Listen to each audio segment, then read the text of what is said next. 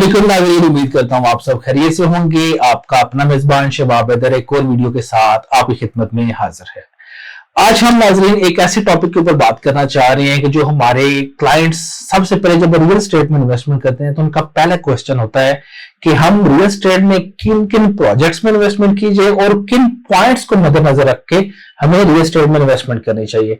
तो आइए आज कुछ पॉइंट्स के साथ और कुछ फैक्ट्स एंड फिगर्स के साथ आपके कंसर्न्स क्लियर करते हैं और उम्मीद करता हूं आज आपको ये वीडियो बहुत पसंद आएगी। तो जी हाँ, चलते हैं। तो सबसे पहले इस टाइम अगर आपको बात करता चलो रियल एस्टेट के बारे में, तो रियल एस्टेट पूरी दुनिया में किसी भी मुल्क की तरक्की के लिए एक रीढ़ की हड्डी का किरदार अदा करती है। हमारे पास इंटरनेशनली अगर बात की जाए तो 2 से 3 ऐसी एग्जांपल्स हैं जो कि हर किसी को इस टाइम पता है। सबसे पहले अगर हम बात करें तो दुबई की रियल एस्टेट के बारे में, जहां पे 14 से 15% जो दुबई की जीडीपी के अंदर कॉन्ट्रीब्यूशन है वो सिर्फ रियल एस्टेट सेक्टर की है। फिर हम बात करते हैं सिंगापुर की, तो सिंगापुर में पिछले कुछ अरसे में 20 से 25% जो कंट्रीब्यूशन की ओवरऑल जीडीपी में हुई है वो है रियल एस्टेट सेक्टर की। जी हाँ, यहां से आप अंदाजा लगा सकते हैं कि रियल एस्टेट किसी भी मुल्क की तरक्की के लिए और डेवलपमेंट के लिए कितना ज्यादा कंट्रीब्यूशन करती है और रियल एस्टेट में कितना ज्यादा कंट्रीब्यूशन और पोटेंशियल है कि अपने इन्वेस्टर वहां पे प्रॉफिट कमा सकते हैं। इसके मजीद आगे मैं कुछ ऐड करता चलूं तो हमेशा हमारे पास क्वेश्चन सवालात आते रहते हैं कि इन्वेस्टमेंट करने के लिए कौन से प्रोजेक्ट्स और किन पॉइंट्स को खास तौर पर मद्देनजर रखना चाहिए। तो उस हवाले से मैं ऐड करता चलूं।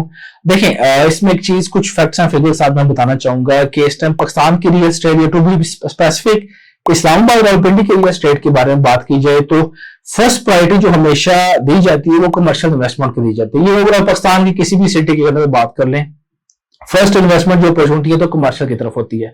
तो कमर्शियल में इन्वेस्टमेंट करने के कुछ वजूहात है और कुछ पॉइंट्स है वो मैं ऐड करना चाहूंगा। तो सबसे पहले पॉइंट इसमें आता है लिमिटेड इन्वेंट्री। आपने सुना होगा कि बहुत एक फाइनेंस का कानून है सप्लाई डिमांड का। हमेशा जिस चीज की सप्लाई कम होती है उस चीज की डिमांड ज्यादा होती है। डिमांड ज्यादा होने के बाद उस चीज के ऊपर प्रॉफिट भी उतना ज्यादा आता है। इसी तरीके से हम ऑपोजिट बात करें तो जिस चीज की मार्केट में सप्लाई ज्यादा है तो उसकी डिमांड कम होगी। जैसे डिमांड कम होगी उसके ऊपर प्रॉफिट बहुत कम होगा। रियल लाइफ के सिनेरियो के हवाले से कुछ मैं पॉइंट्स ऐड करता चलूं तो इस टाइम पाकिस्तान में अगर नमक की बात की जाए तो नमक में आपको बताता चलूं पाकिस्तान में इतनी ज्यादा नमक की मकदार मौजूद है कि पूरे पाकिस्तान की डिमांड के बाद भी वो बच जाता है। फिर भी यहाँ पे नमक की आप देख सकते हैं कितनी ज्यादा कीमत कम है।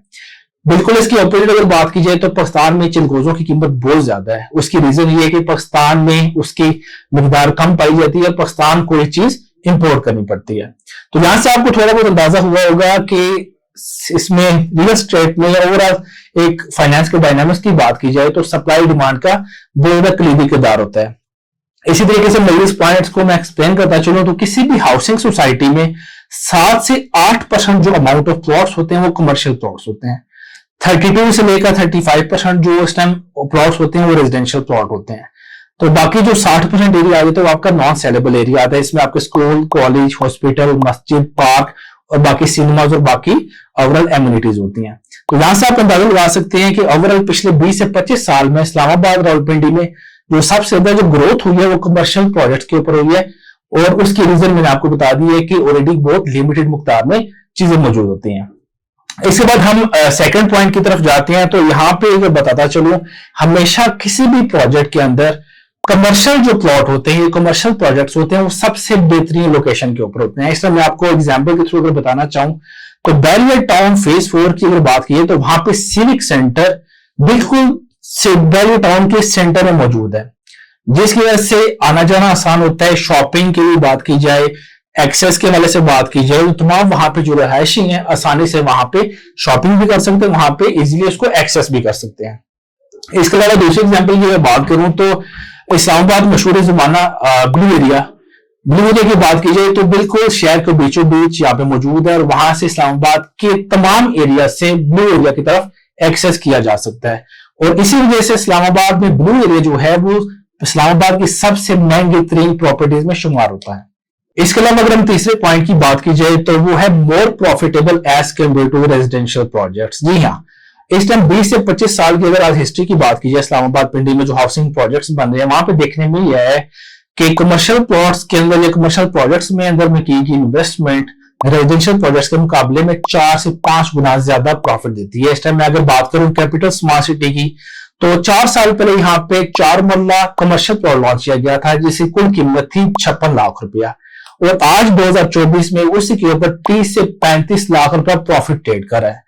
और वही यहाँ से 5 से 6 माह पहले की अगर बात की जाए तो यही प्रॉफिट 50 से 55 लाख के ऊपर ट्रेड कर रहा था। तो यहां से आपको अंदाजा हो सकता है कि टोटल कीमत जिसकी 56 लाख थी उसी के ऊपर उतनी अमाउंट, इसका मतलब है 100% कैपिटल गेन आया था। तो यहां से आप बेहतर अंदाजा लगा सकते हैं कमर्शियल में इन्वेस्टमेंट करने के फायदे क्या हैं और कितने ज्यादा वहां पे पोटेंशियल कैपिटल गेन का मौजूद है। इसके अलावा कमर्शियल इन्वेस्टमेंट के मैं एक और पॉइंट ऐड करना चाहूंगा, यहाँ पे इसको कहा जाता है पैसिव इनकम। पैसिव इनकम एक ऐसे रिटर्न को कहते हैं कि महाना आपको रेंट की शक्ल में कुछ ना कुछ इनकम आपकी आती रहे। मैं एग्जांपल देना चाहूंगा, आज से 3-4 साल पहले जब कोविड आया था तो इस टाइम रियल एस्टेट की बात कर ले, तमाम बिजनेसेस की बात करते तो बहुत ज्यादा इम्पैक्ट आया था, लेकिन वहीं पे वो लोग इतना ज्यादा प्रॉब्लम नहीं हुआ जिनको महीने में कुछ ना कुछ 50,000 से लेकर 2 लाख 3 लाख 4 लाख मंथली रेंट आ रहा था। उसका फायदा उनको ये हुआ कि अगर उनका बाकी इन्वेस्टमेंट किसी ना किसी जगह पे अगर स्टक है तो उनका महीने का रेंट आ रहा होता है, उससे किचन का एक सर्कल चल रहा होता है। तो ये सबसे बड़ी एक सबसे जरूरी एक पॉइंट इसमें ये जो मैंने ऐड किया है पैसिव इनकम के वाले से, ये क्लाइंट्स को उस चीज के ऊपर एनकरेज करता है कि कमर्शियल में इन्वेस्टमेंट कीजिए और मंथली कुछ ना कुछ रेंटल इनकम उनकी आती रही। फिर उसके अलावा अगर बात की जाए तो कमर्शियल इन्वेस्टमेंट जो होती है वो लो रिस्क होती है। अब मैं एक्सप्लेन करता हूँ वो कैसे। हमेशा जैसे मैंने कुछ पॉइंट्स अभी बताए उनको मैं रिलेट करना चाहूंगा कि हमेशा वो प्रॉपर्टी जो बहुत कम मिकदार में मौजूद हो उस चीज की डिमांड ज्यादा होता है। डिमांड ज्यादा होने की वजह से वो प्रॉपर्टीज अगर आप बेचना चाहें तो टाइमली चीज बिक सकती है as compare to residential plot के वजह से। तो जो प्रॉपर्टी आपको जितनी आसानी से बिक सकती है उसके ऊपर उतना लो रिस्क उसके ऊपर होता है और प्रॉफिट भी उसके हिसाब से ज्यादा आता है। फिर जो इसके अलावा कुछ और पॉइंट में अगर आपको बताना चाहूं तो जॉब क्रिएशन, मिसाल के तौर पर अगर अपना आप कमर्शियल प्लॉट परचेज करते हैं उसके ऊपर अपना प्लाजा कंस्ट्रक्ट करते हैं तो वहां पे होगा कि डिफरेंट ऑफिस आएंगे, डिफरेंट ऑफिस आके अपना कारोबार स्टार्ट करेंगे, नए स्टार्टअप्स ओपन होंगे, तो वहां पे जॉब क्रिएशन की बहुत ज्यादा एक एक्टिविटीज होगी। इस वजह से पाकिस्तान की इकोनॉमी के अंदर कुछ ना कुछ हर बंदे की तरफ से कंट्रीब्यूशन आना शुरू हो जाएगी। इसके अलावा फिर आखिरी पॉइंट में ऐड करता चलूं तो वो है टूरिज्म पोटेंशियल। हमेशा किसी भी मुल्क की अगर बात करें, प्रीवियसली मैंने 2 कंट्रीज की एग्जांपल दी है, 2 स्टेट्स की एग्जांपल दी है, इसमें एक है सिंगापुर और दूसरा है दुबई। दुबई की रियल स्टेट सेक्टर में बूम आने की सबसे बड़ी वजह यह है कि वहां पे टूरिज्म सेक्टर बहुत ज्यादा मजबूत है।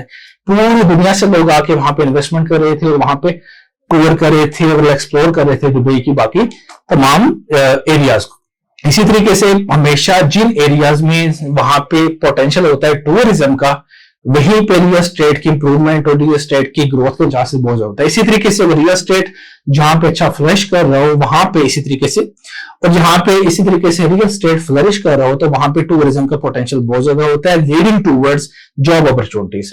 तो जी हाँ, ये तो कुछ हमारे पास पॉइंट्स थे जिनको मद्देनजर रख के हम रियल स्टेट में इन्वेस्टमेंट कर सकते हैं और हम देख सकते हैं कि रियल एस्टेट में कमर्शियल में स्पेसिफिकली इन्वेस्टमेंट करने के क्या फायदे हैं और किस तरीके से आप इन्वेस्टमेंट करके फायदा उठा सकते हैं। इसीलिए मैं कुछ एक पॉइंट ऐड करता चलूं कि हमारे पास कमर्शियल प्लॉट्स अवेलेबल हैं। कम से कम स्टार्ट की जाए तो 3 लाख रुपए डाउन पेमेंट से स्टार्ट हो और महाना सिर्फ और सिर्फ 35,000 रुपए इंस्टॉलमेंट है। इसका मतलब है कि रोजाना अगर आप 1 यूरो, 1 पाउंड या 1 डॉलर में बचाते हैं तो अपने कमर्शियल प्लॉट के मालिक बन सकते हैं।